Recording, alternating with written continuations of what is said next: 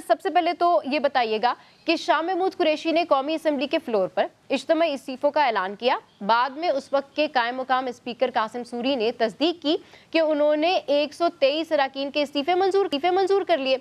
और आज अली मोहम्मद खान और शीरी मजारी समेत 10 अरकान ने अदालत में कहा है कि इस्तीफे सियासी थे, कानून की नज़र में नहीं, इस्तीफे नहीं कहा जा सकता। ये सियासी इस्तीफे क्या होते हैं सर? दरअसल मामला ये है कि स्पीकर कौमी असम्बली एक आईनी इदारे के सरबराह हैं।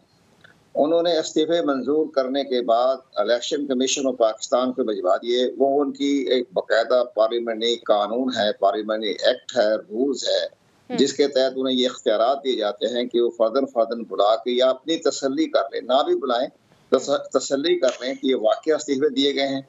तो स्पीकर कौमी असम्बली ने पहले मरहले में 11 अरकान कौमी असम्बली के इस्तीफे मंजूर करके वो इलेक्शन कमीशन पाकिस्तान को भिजवा दिए। अब स्पीकर कौमी असम्बली ने जो भिजवाए हैं इस्तीफे कौमी असम्बली के स्पीकर की हैसियत से, तो वो इलेक्शन कमीशन पाकिस्तान ने उनको डिनोटिफाई कर दिया, क्योंकि वो पाबंद है कि जो स्पीकर की तरफ से जो भी आएगा किसी की नाहिलियत के बारे में हम नहीं कह सकते। इस्तीफा मंजूर होने के बारे में जो आया है वो मंजूर करना, डिनोटिफाई करना इलेक्शन कमीशन की आईनी जिम्मेदारी है। अब ये कहना कि जी हमने ये सियासी इस्तीफे दिए हैं, कौमी असम्बली के स्पीकर का भेजे हुए इस्तीफे कोई पार्लियामेंट का जो फैसला होता है, ये कोई अदालतें जो है उसको आर्टिकल 66 के तहत कोई उन पर मुदाखलत नहीं कर सकती। ये सबसे बड़ी अहम बात है। तो क्या ये सियासी हैं या ये ड्रामाबाजी है? तो ये तो ड्रामाबाजी सियासत तो नहीं चाहती है। जब स्पीकर कौमी असम्बली ने 11 इस्तीफे मंजूर कर लिए और इलेक्शन कमीशन ऑफ पाकिस्तान है वो भी इस्लामाबाद हाई कोर्ट के हुक्म के तहत उन्होंने कहा ठीक है इस्तीफे मंजूर हो चुके हैं, तो उन्होंने शेड्यूल जारी कर दिया, बैलेट पेपर छप रहे हैं, सारा मामला तय हो गया। अच्छा सर, इन 10 अरकान से कबल कराची से एमएनए शकूर शाद भी अपने इस्तीफे से मुकर चुके हैं, लेकिन उनका मौकफ कुछ और था।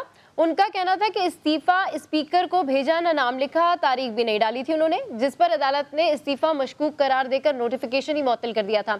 लेकिन इस केस में अरकान ये तो एटलीस्ट मान रहे हैं कि इस्तीफे उन्होंने दिए, लेकिन इसको सियासी कह रहे हैं। इस पर क्या कहेंगे सर? वो ठीक है, वो शकूर साहब ने जो कहा कि उसको डेट नहीं थी, वो अदालत में खड़े होकर कह दिया कि जनाब ये दस्तखत मेरे नहीं मिलते, ये ठीक है, उन्होंने कह दिया। अब अगर ये जो 9 अरकान हैं, दो खातिन भी शामिल कर लें तो अब 10 बनती हैं ये।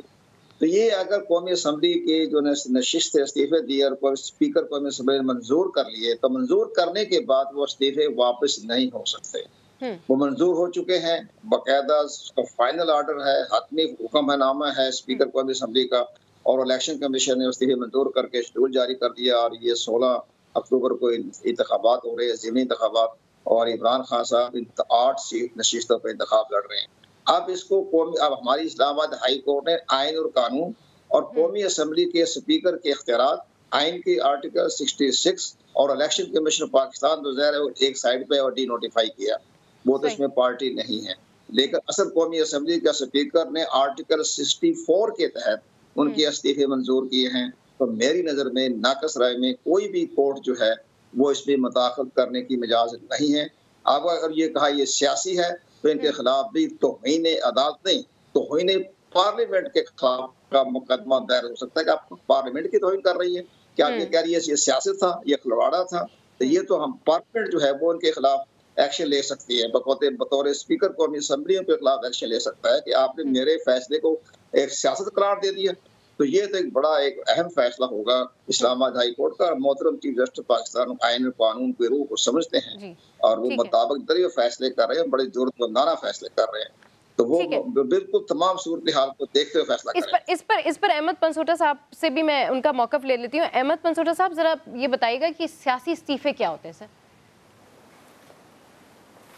नहीं जी, पहली तो बात है, बिल्कुल मैं एग्री करता हूँ कि सियासी इस्तीफे का तो कोई कॉन्सेप्ट नहीं होता। जैसे वो reminds me of the famous dialogue from chief minister Balochistan के डिग्री होती है। बात ये यहाँ पर इस्तीफा ही होता है जी। इस्तीफे को तो आप डिस्टिंग्विश नहीं कर सकते कि इस्तीफा किस तरह दिया है। सो मैं बिल्कुल बड़े एहतराम से शीरी मजारी साहिबा से इस पर डिसएग्री करूँगा। हाँ, उसको आगे प्रोसेस में उसको किस तरह एक्सेप्ट करना वो बिल्कुल स्पीकर की रिस्पॉन्सिबिलिटी अंडर द कॉन्स्टिट्यूशन, और स्पीकर की रिस्पॉन्सिबिलिटी ये है कि वो बुलाए, वेरीफाई करे कि ये इस्तीफा इस आदमी ने खुद दिया है कि नहीं दिया। Once that verification is done, फिर उसको एक्सेप्ट करे। और जहाँ तक अभी कंवर साहब ने बात की कि उसकी प्रोटेक्शन है, बिल्कुल है, जो उसके प्रोसीजरल मैटर्स हैं उसमें स्पीकर को प्रोटेक्शन है और बिल्कुल उसको चैलेंज भी नहीं किया जा सकता।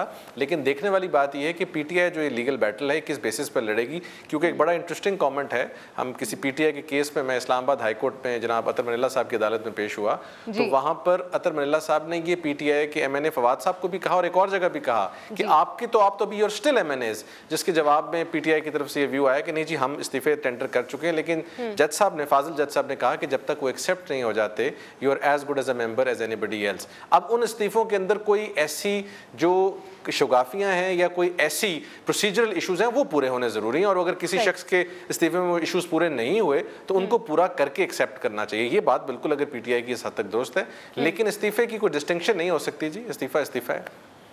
सर, जिस तरह से आपने कहा कि ये लीगल बैटल पीटीआई कैसे लड़ेगी, तो इसके अंदर तो इब्तिदा में इतनी कॉन्ट्रडिक्शन है। अगर हम बात करें शकूर शाह साहब की, तो उन्होंने जाके हाई कोर्ट के अंदर अपने इस्तीफे को चैलेंज किया, जिसके ऊपर पीटीआई ने उनको जो है वो शो कॉज नोटिस जारी किया। और उसके हवाले से अगर हम ये वाले मामले देखें बाकियों के, तो फिर अब पीटीआई क्या करेगी इनके साथ? देखिए जी, हर आदमी जो है वो अपनी जो पीटीआई जो है, एटलीस्ट जितने मेंबर्स हैं, वो हर मेंबर अपने अपने ताई ये चीज़ इस्टेब्लिश करने की कोशिश करेगा कि इस्तीफे के जो बेसिक कंस्टिट्यूएंट्स हैं वो नहीं पूरे हैं। मसलन हैंड रिटन है, उनके अपने सिग्नेचर्स हैं, एड्रेस टू द स्पीकर है कि नहीं है, स्पीकर को जाके डिलीवर किया गया, हैंड डिलीवर किया गया कि नहीं किया गया। इन फैक्टर्स के ऊपर अगर कोई एमएनए अपना केस बना लेता है तो बिल्कुल ठीक केस है, लेकिन ये फैक्टर ठीक नहीं है कि ये इस्तीफा मेरी मर्जी और वजह थी जिसकी वजह से मैंने दिया था। इस्तीफा सिंप्लिसिटर होता है। लेकिन ये जो चार बातें मैंने पहले बोली हैं, ये अगर प्रोसेस का हिस्सा नहीं थी या इन चीज़ों को कंसिडर नहीं किया गया, तो फिर ऑफ कोर्स वो इस्तीफे की कानूनी और आईनी हैसियत नहीं रहेगी। अच्छा, तो सर पार्टी के अंदर जो है इनकी क्या पॉलिसी है, क्या एसओपी है कि जिस तरह से पार्टी पर लाजिम है कि जिस तरह से शकूर शाह के खिलाफ कार्रवाई की है, इसी तरह इन लोगों के खिलाफ भी करेगी, इन मेंबर्स के खिलाफ भी? क्या पार्टी पॉलिसी है सर, लाजिम है? मैं सॉरी जी, आपका सवाल समझा नहीं जी, दोबारा प्लीज दोबारा रिपीट कीजिए। सर, पार्टी पर ये लाजिम है, पार्टी पर क्या ये लाजिम है कि जिस तरह से शकूर शाह साहब को इन्होंने शो कॉज नोटिस दिया था, बाकियों के साथ भी यही मामलात करेगी? नहीं जी, बिल्कुल वो डिपेंड करेगा कि बाकी जो मेंबर्स हैं उनकी नौयत क्या है इशू की। अगर ऐसी मेरिट करती है जिस तरह के शकूर शाह साहब वाला केस था, तो बिल्कुल ऑफ कोर्स नोटिस भी इशू होंगे, शो कॉज नोटिस इशू होगा। लेकिन अगर उसकी नौयत कंप्लीटली डिफरेंट है, देखें आप एक लार्जर इशू अंडरस्टैंड करें जो कि एक पॉलिटिकल है, जो कि ऑफ कोर्स जिससे हम अग्री करें या डिसएग्री करें। पाकिस्तान तरीके इंसाफ अप्रैल के बाद या मार्च अप्रैल के बाद जब से डिसीजन आया स्पीकर्स रूलिंग का, उसके बाद से इलेक्शंस कंटेस्ट भी करना चाह रहे हैं और साथ साथ ये भी चाह रहे हैं कि उससे दोबारा विड्रॉ करें, ताकि एक ऐसी सिचुएशन बने कि मुल्क के अंदर जनरल इलेक्शंस अनाउंस हो। They are not willing to contest and be part of this national assembly. So उस सिचुएशन में वो प्रेशर गेनिंग टैक्टिक्स हैं, जितना प्रेशर एक्सर्ट कर सकते हैं ऑन द एग्जिस्टिंग गवर्नमेंट कि वो इलेक्शंस अनाउंस करे, और ये सारे का सारा उसका हिस्सा है, एक सियासत का हिस्सा है।